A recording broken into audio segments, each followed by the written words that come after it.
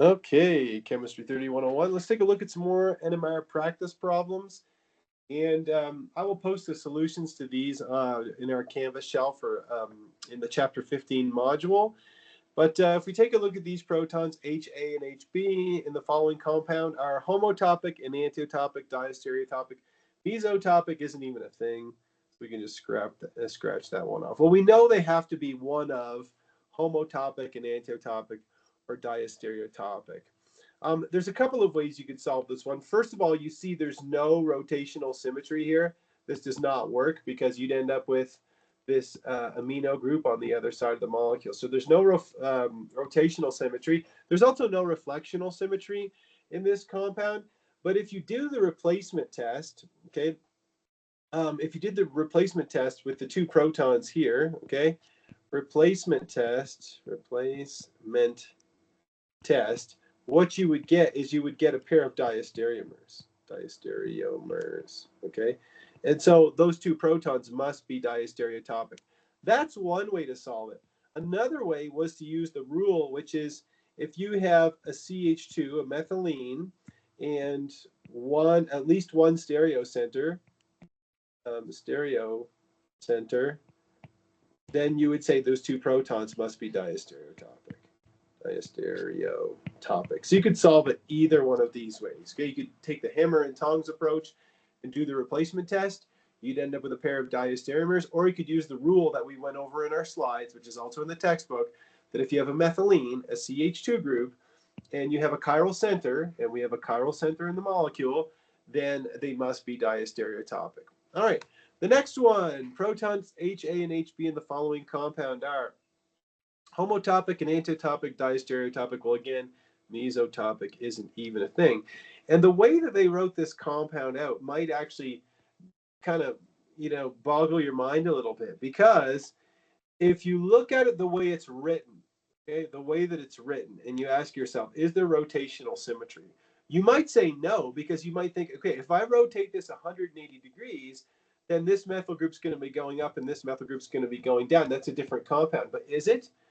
No, it wouldn't be. Why? Because there's free rotation around these bonds. So you can think about this molecule in this way. If you redraw it like this, okay, if I say, okay, here's my aromatic ring, then I have this methoxy group here and this methoxy group here. Well, if you draw it that way, now you can clearly see that there is an axis of rotational symmetry. No problem. Okay, you can rotate that and you wouldn't be able to tell it apart. And so those two protons are homotopic. All right, you could also do the replacement test, and you would see that if you replaced HA and HB with the deuterium, you end up with the same compound either way. Okay, so these two compounds are homotopic. So never lose sight of, there is always free rotation around a sigma bond. Okay, sigma bonds can rotate. There's nothing preventing them from rotating, unlike a double bond. So again, here we have a plane of, I'll just leave it like that. We'll just put rotational symmetry is fine. All right, next one. How many signals would you see in the NMR spectrum of this compound? I always find it helpful to write out the bond line structures of compounds. So if I wrote out the bond line structure of this compound, this is called ethyl methyl ether. Ethyl, you can see where the name comes from. It's got an ethyl group and a methyl group, and it's an ether. Okay, you could also call it methoxyethane, but that would be ridiculous. Anyhow, so if I take a look at this compound, you can see that we have no stereocenter, so that means these three protons are unique. These three protons are unique, right? One of them is right next to the oxygen. The other one has a methylene separating it. And this methylene, the two protons are enantiotopic, so they're chemically equivalent because we have a plane of symmetry in the compound. And therefore, we have a total of what? 3 signals for this compound. Give me a thumbs up if you're with me on that one. 3 distinct signals in the proton. Yeah. And then if we wanted to take it a step further, I mean, it's not asking us for this, but you could practice your n+1 rule. These 3 protons are coupled next to nothing. So this would give you a singlet. The yellow protons, those are coupled next to 3 protons. 3 plus 1 gives you 4. So these would give you a quartet. And then the other methyl group in green, those are split by 2 protons, so 2 plus 1 gives you a triplet, right? So that's what you would see in the proton NMR in terms of splitting. The next one, oh boy, so if we count this, we have 1, 2, 3, 4. So the compound is this, so we have 1, 2, 3, 4, and then we have our hydroxyl like this. We can see there actually is symmetry inside this compound, right? You can split this. If you rotated it 100, if you put an axis here and you rotated it 180 degrees, you wouldn't be able to tell it apart from where you started. And so that tells you that these 2 protons, the 2 hydrogens of the alcohols, are chemically equivalent. These protons and these protons are chemically equivalent. And then the last 2 methylenes, these ones here and these ones here, are chemically equivalent. Again, because we have symmetry in the compound. If you don't like the bond line structure, you could just say, okay, I'll just write it out like this. Okay, I'll just write it out as a partially condensed structure like this. Okay, and then you can maybe see that there's symmetry in the compound like that. So we see the 2 protons on the alcohols are equivalent. We see that these methylenes are chemically equivalent, and then we see that these methylenes are chemically equivalent. And so how many signals do we see? We see a total of 3 signals in the proton NMR. All right, how many signals would you expect to see in the NMR of this compound? Well, how many total protons do we have? We have 1 here, okay?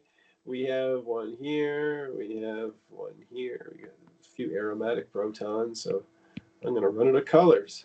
Anyhow, we have these protons. So far, the protons that I've labeled or that I've highlighted, are any of them equivalent? Is there any symmetry in this compound? Any symmetry in here?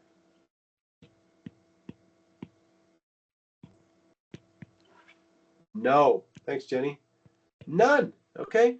And so that means that these 2 protons of the methylene are going to be unique, as will be these 3 protons of the methyl. So we have a total of what? 1, 2, 3, 4, 5, 6, 7. There's a total of 7 signals for this compound. There we go. All right. The next one. Which of the protons in the following compound would appear most downfield? So just remember, downfield means it's going to have the highest chemical shift. So if something is downfield, it's going to have a high chemical shift. So, all right, downfield, highest or high chemical shift. And so which one of these protons is the most, sets of protons is the most deshielded? Would it be 1, 2, 3, or 4? Can anybody answer that? Which one is going to have the greatest deshielding effect on it? Would be one. Yeah, exactly. I love it, Isaac. Isaac even used the Roman numerals. Yeah, you're absolutely right. And so if we were to try to calculate a chemical shift for this guy, it's a methylene, a CH2. The baseline is 1.2. It's not asking for this, but let's just try it. And then it's alpha to the oxygen of an alcohol. And so we're going to add 2.5 to that. And so our estimation would be about 3.7 parts per million. Okay, it's an approximate chemical shift. Okay, let's move on. Which of the following is the best prediction for the chemical shift? I like these. So let's just rewrite the compound. So we've got an alcohol here, and we've got the carbonyl here. Okay, so we'll start with 1, which is this guy here. So the baseline of a methylene is 1.2 parts per million. And then it's alpha to an oxygen, which is 3 parts per million. And then it's beta to a carbonyl. And for a carbonyl, we add 1, but if it's beta, we add 1/5 of that. So we add 0.2 parts per million. So there's a lot here. So we have 3.2. So we have, did I put 3 when I meant 5? Good, or 2.5, good gracious. So 2.5. So if you're alpha to the oxygen of an alcohol, it's 2.5. So that gives you 3.789. So we get 3.9 parts per million for number 1. So number 1 is 3.9. If we go to number 2, so let's see here. The baseline for a methylene is 1.2 parts per million. It's alpha to the carbonyl, so we add 1 part per million, and then it's beta to the oxygen of an alcohol. So let's try this again. An alcohol has a deshielding effect of 2.5 parts per million, but remember it's beta to it, so we're going to add 1/5 of that. So we add 0.5, so 0.5 parts per million. So we get a total of 2.7 parts per million. So we'll say number 2 is 2.7 parts per million. And then the last one, number 3, we have a methyl. The baseline is 0.9 parts per million. We're going to add 1 because it's alpha to a carbonyl. So we get number 3 is 1.9 parts per million. 1.9 parts per million. Do any of the answers line up with this? So we have 3.9, then we have 2.7, and then we have 1.9. So the answer must be C. There you go. Everybody follow me on that? So we're using table, I think it is 15.2 to solve that one. Okay, all right, there we go. So let's try number 8. Says you have a compound with this SATSI molecular formula, C8H14. So if I have C8H14, my HDI is what? So 2 times 8 is 16 plus 2 is 18. 18 minus 14 is 4. Divided by 2 gives me 2. So I have an HDI of 2. It's not even asking for that, but anyhow. So you have this compound with this molecular formula. Which of the following is the correct number of protons giving rise to each signal? So in this case, you have to use your ruler to measure the step curves. So measure step curves. Now I've already gone ahead and done this. I did it on my own time with an actual ruler. So for this one, I got around 9 millimeters. For number 2, I got, what did I put here? 37.5 millimeters. And then for the last one, number 1, I got about 12 millimeters. So then if you divide each one by 9, so if we put 9 over 9, we get 1. If we take, what color did I use? If we take 12 divided by 9, we end up with 1.33. And then if we take 37.5 divided by 9, we end up with 4.2. So keep in mind, we've got to have a total of 14 in here. So what I did is I ended up multiplying everything by 3. And you can see that this one I was pretty far off in my calculation, right? Because if you multiply these by 3, so times 3, you end up with 3 protons. Then you end up with, shit, no, that's not what I did. I multiplied it by 2. I was going to say that's too high of a number, isn't it? So if you multiply by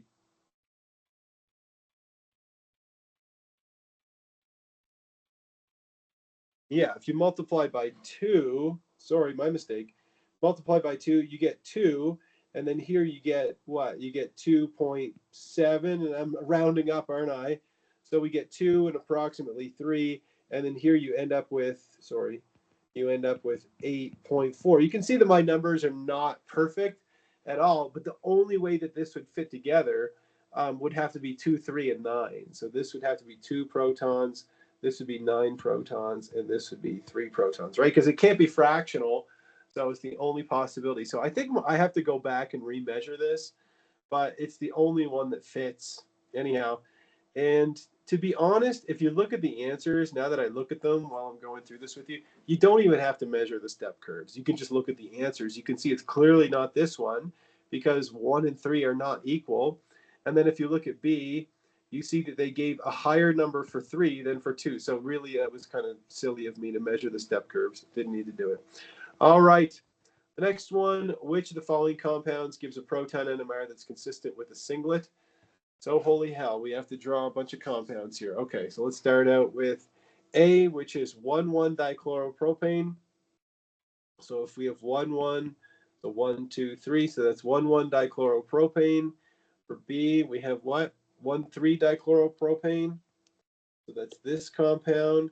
For C, we have 1,2-dichloropropane. So that's this, 1, 2. D is 2,2-dichloropropane. This is a good question. I like this question. So how many signals would you see for the first compound? Let me just ask you guys. Can you guys tell me which one of these gives you one signal that is a singlet? Just by looking at them quickly. So we're just looking for one singlet out of those four compounds. Yeah, it's D, isn't it, right? D gives you a singlet because you have rotational symmetry in the compound, okay? Obviously, there's rotational symmetry. So both of these methyl groups are chemically equivalent. And so the answer is this one here. But as far as how many signals you get in the other ones, right? This one here, you get 1, 2, 3. So that's 3 signals. This one, these two are chemically equivalent. And this one is different. So you get 2 signals here. And in the last one, you get 1, 2, 3. They're all different. So you get 3 signals. So the only one has to be D. Now, the next one is in the same vein. Which of the following compounds gives you 2 singlets in the NMR? So if we look at the first compound, we have an aldehyde. We know that an aldehyde, that's going to give us a singlet. Then we have a methylene here. It's not split by any proton, so that's going to give us a singlet. And then we have a big old tert-butyl group here. And the tert-butyl group is going to give us a singlet. But we're looking for a compound with 2 singlets, so this cannot be the compound. If we go to the next one, we see that these 2 methyl groups are chemically equivalent because we have rotational symmetry, so those would give you a singlet. And then we have these these protons here and these protons here, which are all chemically equivalent, so they're not going to split each other. And so we're going to end up with, so again, this is going to be a singlet, and this is going to be a singlet. So that better be the answer because it's got 2 singlets. Then if we go to 3, we get a singlet for this proton, okay? We're going to get a singlet for these 2 protons. But over here in the ethyl group, here we're going to get a triplet, and here we're going to get a quartet. So that's not 2 singlets. We go to the next one, we get a singlet for the aldehyde proton, yes. We get a singlet for these protons because they're not split by anything. And then we get a singlet for the big old tert-butyl, but that's 3 singlets, so that's not an answer. Then we go to the last one. We have a singlet for the aldehyde proton. We have a singlet for these 2 methyls, which are chemically equivalent. We also have a singlet for this methylene, and we have a singlet for this methyl, but that's 4 singlets, and so the answer has to be number 2. So not a lot of splitting in these compounds, really only the third one has a triplet and a quartet from the ethyl group in it. So there we go. Next one, it says determine the multiplicity of everything in here. And this is one that we need to go over because I didn't mention this one before. But when you have an amino group, so do you remember when we had an alcohol, even if it was next to a methylene, there was no splitting. So you always get a singlet. So here's singlet. It's pretty much the same thing when you have a nitrogen with a hydrogen attached to it. Okay, the splitting is blurred, okay, because of hydrogen exchange. So that's going to give you a singlet as well. Okay, so you see that there's a nitrogen with a hydrogen attached to it here, but those are never split, or they can be, but it's pretty rare because it does a hydrogen exchange so quickly that the spectrometer can't catch it. So that gives you a singlet. And so what that means here for this methylene here is that it doesn't get split by the hydrogen. It's the same thing with these 2 protons. They're not split by the proton of the alcohol. And so the methylene that I have in the red circle here is not split by this, and there's no hydrogens here. So that means this would give you a singlet as well. All right. The big old tert-butyl group here, that is obviously split by nothing, so that gives you a singlet.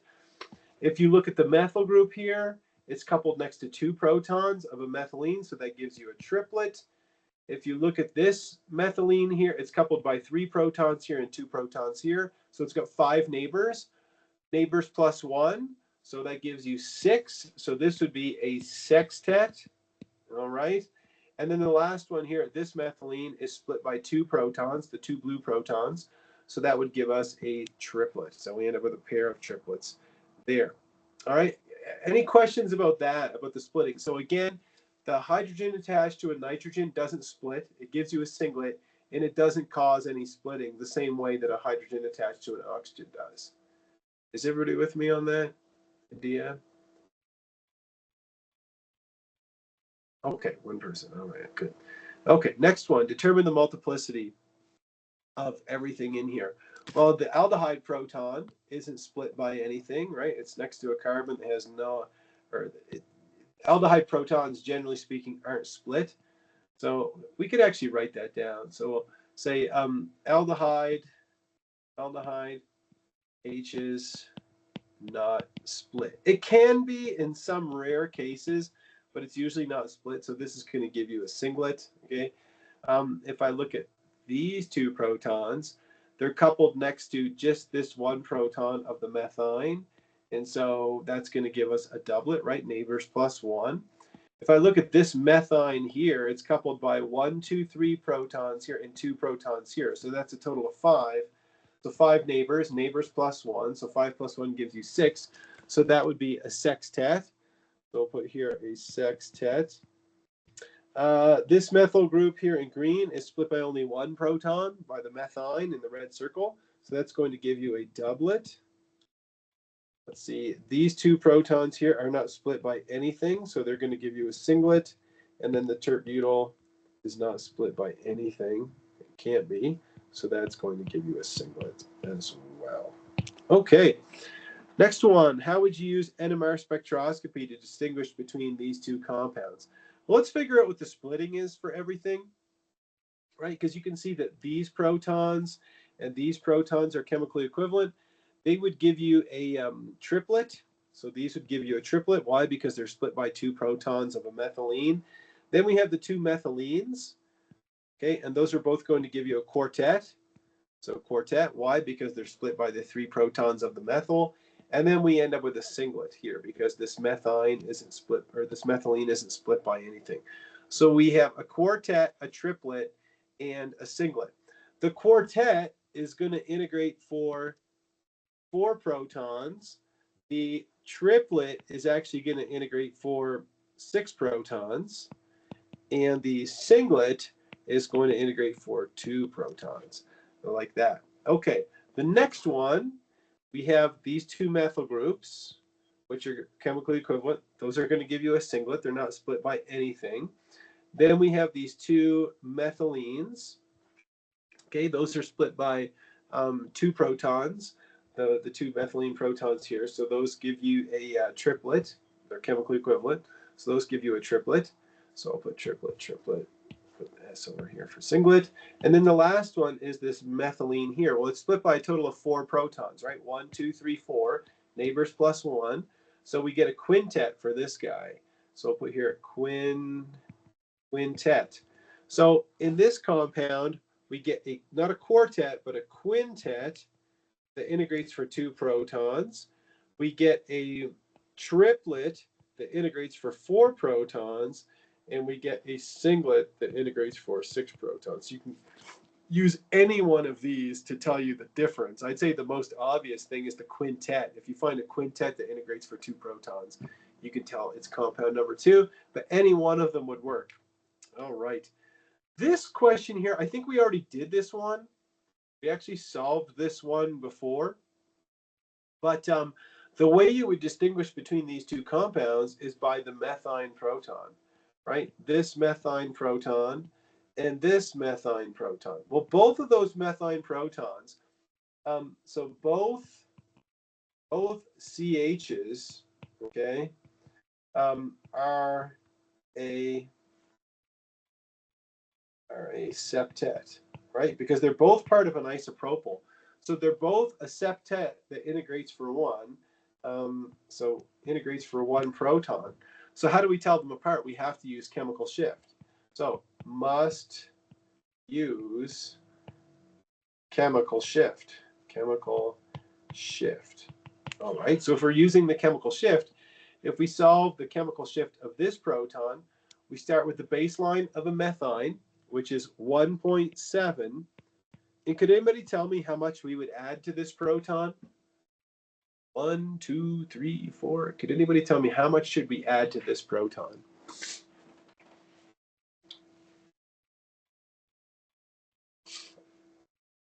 So keep in mind that proton is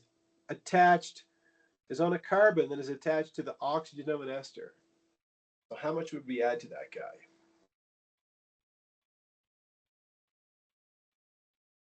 Keep going. Higher. So just to review, if your proton is alpha to the oxygen of an alcohol, okay, in that case, you're going to add 2.5 parts per million. If your proton is alpha to a carbonyl, okay, so let's say something like this, you're going to add 1. And if it's next to the oxygen of an ester, you're going to add 3 parts per million. So exactly, thanks, Jenny. So we're going to add 3 parts per million, and we end up with a septet that integrates for 1 at 4.7 parts per million. And so for this guy here, for the blue one, we're going to start with the baseline, which is 1.7 parts per million, but we're only going to add 1 because it's next to a carbonyl. So we end up with a septet that integrates for 1, but it's at 2.7 parts per million. And that way we can differentiate between the two compounds. All right, does that make some sense?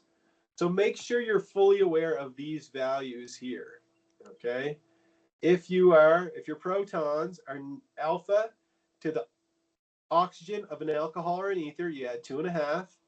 If they're next to a carbonyl, you add 1. And if they're next to the oxygen of an ester, you add 3 parts per million. Okay? All right, with that in mind, let's see if we can solve this bad boy here.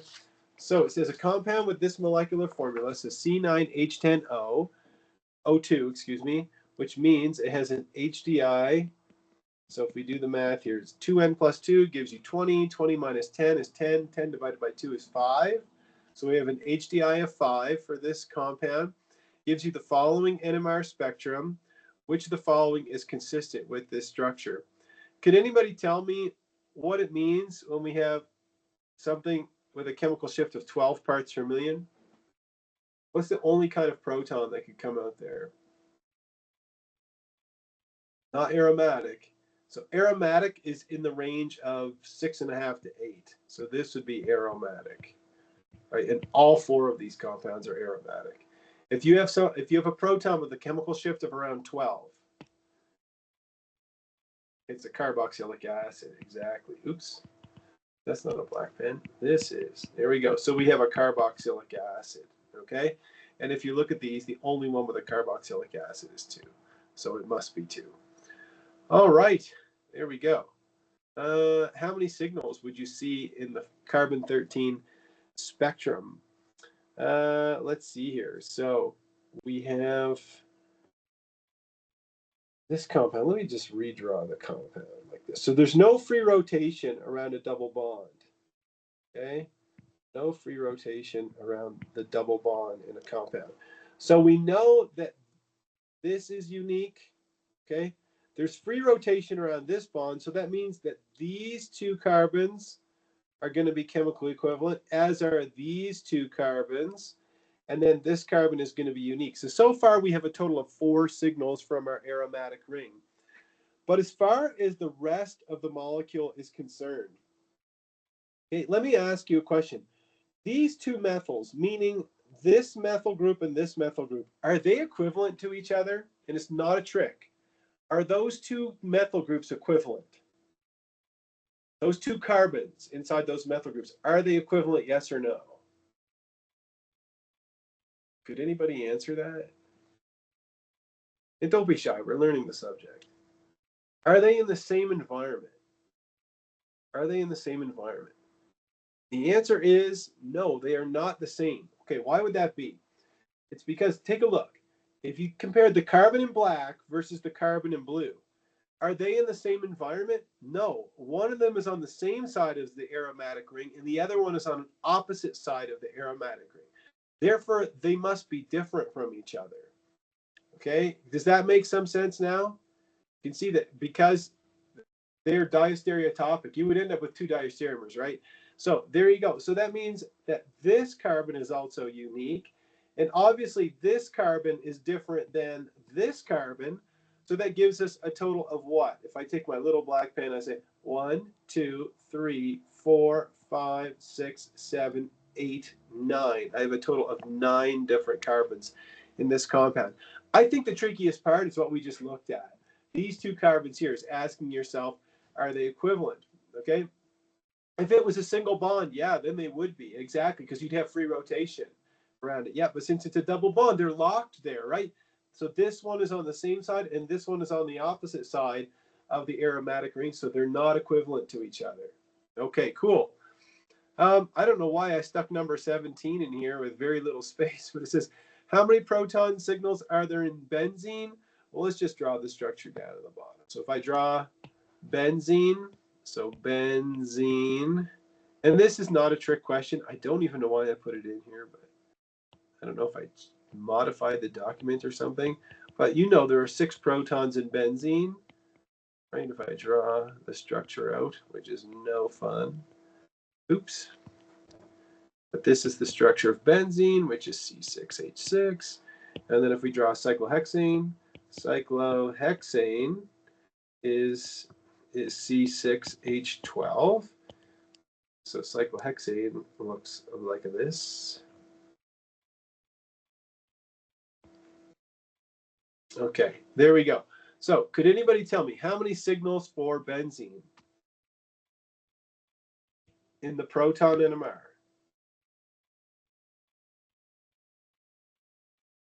So in benzene. So is there any way to differentiate between any of these protons? In benzene, are any of these protons different from each other? No, there's more planes of symmetry than you can shake a stick at. So benzene gives you one signal. And we went over cyclohexane earlier, cyclohexane. And we said, yeah, there are 2 chair forms, right? There's this form, and then there's this form, right? So the protons are flipping back and forth between axial and equatorial, but it happens so quickly that the spectrometer can't differentiate between them.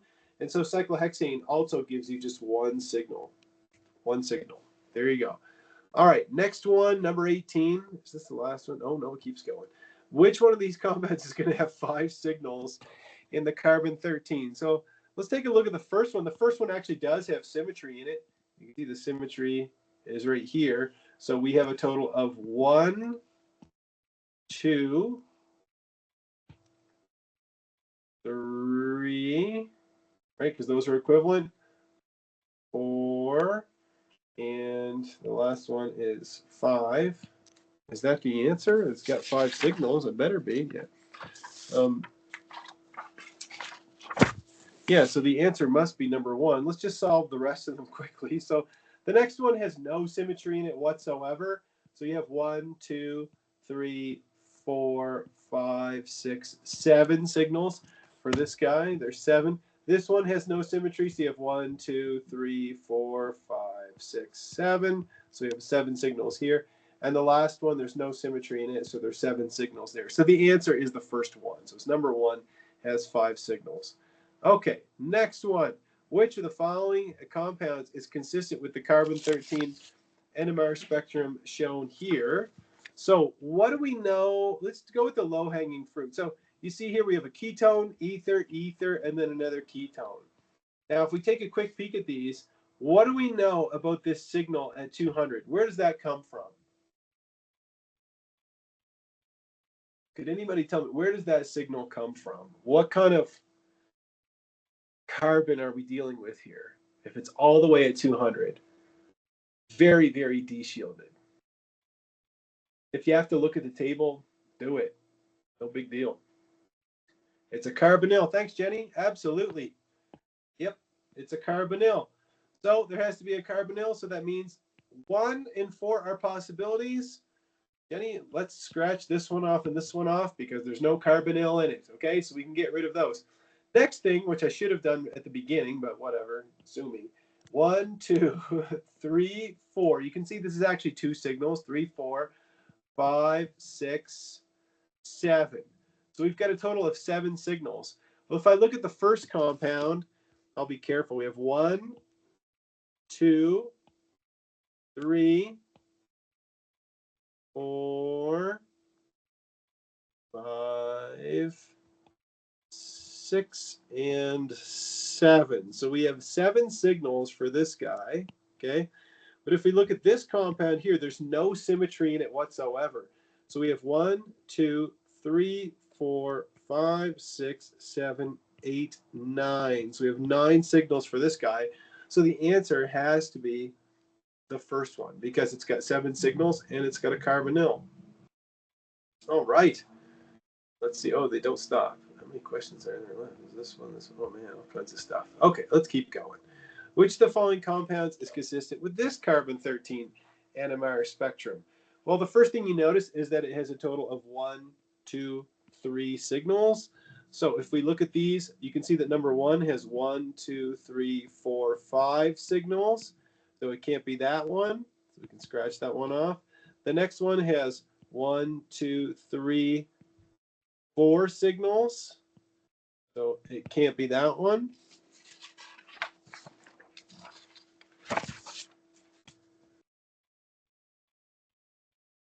The next one has 1, 2, 3, 4. So this one has 4 signals, so it can't be that one. And the last one has a total of 1, 2, 3. Good. So it's got 3 signals, and one of the carbons is attached to an oxygen, so it must be this one here is the one attached to the oxygen.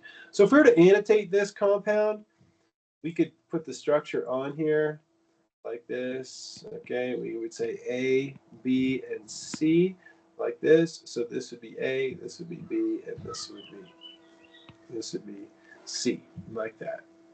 Okay. Next one, which of the following is consistent with the following carbon-13? Now we have 4 signals. Is it the exact same compounds as before? 4 signals. And let's take a look here. So the first one has 5 signals. This one has 1, 2,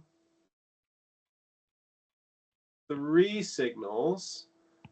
This one has 1, 2, 3, 4 signals. So hopefully that's the answer. And this one has 1, 2, 3 signals. So it must be this compound here. It must be number 3, which has 4 signals. So if we were to try to annotate this one, we could say we have something that looks like this. So if we label A, B, C, D, well, this is obviously the D carbon. A's must be these ones because they're the least shielded. They're the most shielded, the least de-shielded. Then between B and C, well, the one that has the methyl groups on it is probably a little more de-shielded, so C and B. But if you mix those up, if you put C here and B here on an assignment, I certainly wouldn't care as long as you've got the idea. All right, last one involves adept. All right, so what information do we get from adept 90? Does anybody remember? What is shown in adept 90? Now, there's no signals. No signals. Does anybody remember what information is found in adept 90? And then I'll read the problem. I just wanted to focus in on the adept 90. It's not CH2. It is just methynes. So adept 90 gives you the methynes.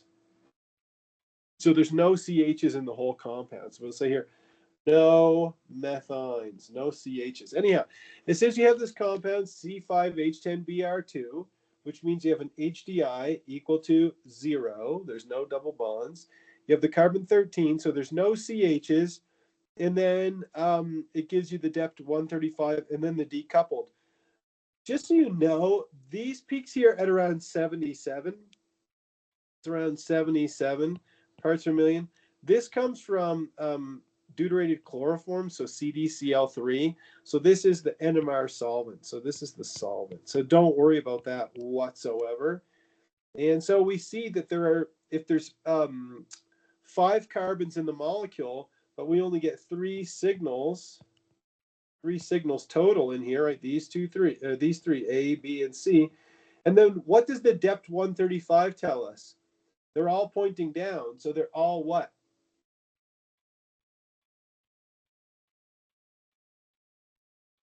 They all are what? If they're pointing down, exactly. They're all methylenes. They're all CH2 groups. So if you have 5 carbons, 10 hydrogens, and 2 bromines, the only way you could put this together would be 1, 2, 3, 4, 5. So look, I'll write it out, the partially condensed structure. 1, 2, 3, 4, 5 methylenes in a row. You must have a plane of symmetry here. So that means you've got a bromine here and a bromine here, and that's it, right? So you see that the one that has the weakest signal is going to be the one that's the most shielded or least deshielded. So that must be A here. The ones that are the most deshielded are taller. So that means that this would be, it looks like the letter A twice. So this should be the letter C. So these would be the C carbons because they're attached to the bromine, and this would be the B. It's somewhere in between, like that. So you'd call this compound what? 1,5-dibromopentane would be the name of this compound. So 1,5-dibromopentane. All right. So there you go. So to review, um, in the depth 90, it just shows you methynes. In the depth 135, the methylenes, the CH2s are pointing down. And in the depth 135, the CH3s and the CHs are pointing up. Okay. And yeah, there you go. And then the broadband decoupled has everything in it. Professor Dion, Yeah, go ahead. for the depth 135, do we care about the strength of that signal? Because in the 135, the B signal looks stronger than the C signal. Yeah, but you see that the B and the C signal are both stronger than the A signal, right? Right. So that means that the A signal, well, you can see it's the most shielded. So it has to be the one in the middle because it's the farthest away from the electron withdrawing group, which is the bromine. Okay. So going back to this idea, it's a great question. It's an excellent question. Is like, look at this carbon here. I'm sure you guys are picking up on it that, what is the information that we get from a carbon 13? Okay. We get chemical shift. So I'll just write, we'll put chemical shift. And we don't get multiplicity, so we get chemical shift, and really that's it. All we get is the chemical shift. Now, in terms of integration and multiplicity, we don't get those, but as far as integration goes, something that you've probably noticed is that when a carbon is twice as abundant, it usually does have a greater height, right? So you can see that this signal A is almost twice the size, or it looks about twice the size as all the other signals. So that's kind of another clue that it's probably these two, right? And then if you look at something like this one here, you see that the C signal is about half the size of these two, right? It makes sense because B and A are twice as abundant as C. Let's see if there's any other ones, right? In this compound here, you see that the yellow and black protons on the aromatic ring, right? You see that those are twice as abundant. So these would be those those carbons here, right? So that's kind of the idea. However, this is where I should stop the recording or something to be smart, but you can't rely on it, okay? But obviously it's a thing and you can use it to your advantage, but we're not supposed to tell our students like, oh, you look at the relative height and you can hitch your wagon to that every single time. But I'd say as long as you're in my class, if you're in chemistry, 3101 and 3111, you can almost always use the rule. Okay, so I would almost rely on it most of the time in this class. Cool. Does that help a little bit? Yes, it does. Thank you. Cool.